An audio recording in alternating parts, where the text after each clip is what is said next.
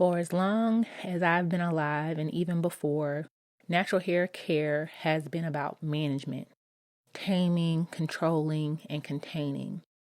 What if this year we shifted the language to honoring? What does it look like to honor your hair? Honoring means listening to your texture instead of fighting it. Honoring means seeking products that nourish its biology, not just manipulate its appearance. Honoring means choosing a stylist who sees your hair's health as a non-negotiable, not just a style as a commodity. Honoring means granting yourself the time, the patience, and the investment your hair deserves.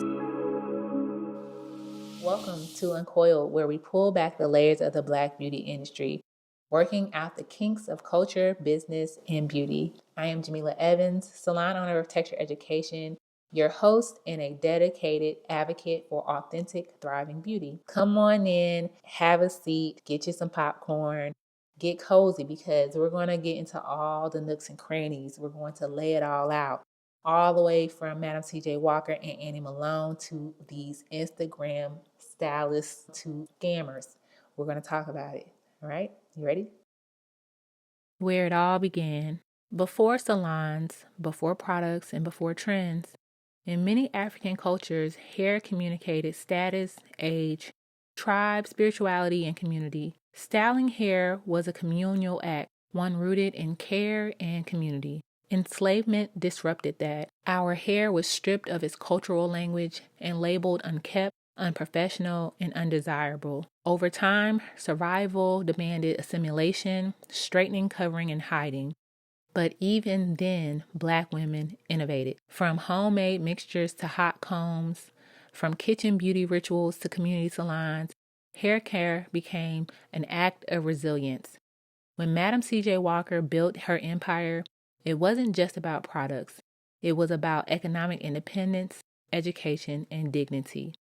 The salon became a safe place, a classroom, a place of affirmation.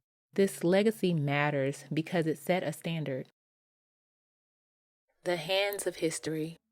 Our hands are not new to this. We carry memory in our hands.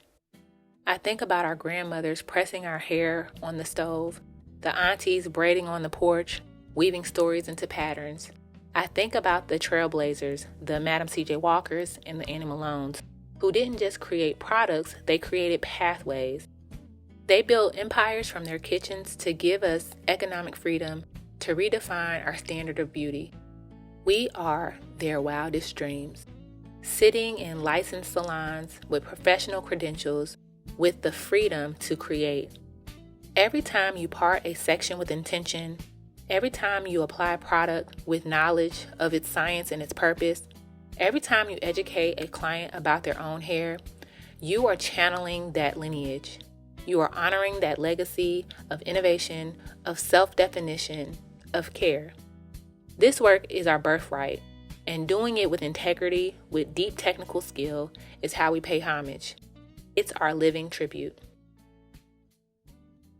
As we move forward into 2026, this Black History Month, I hope that we can reflect and begin to choose a long-term relationship with our crowns over the short-term performance for someone else's gaze.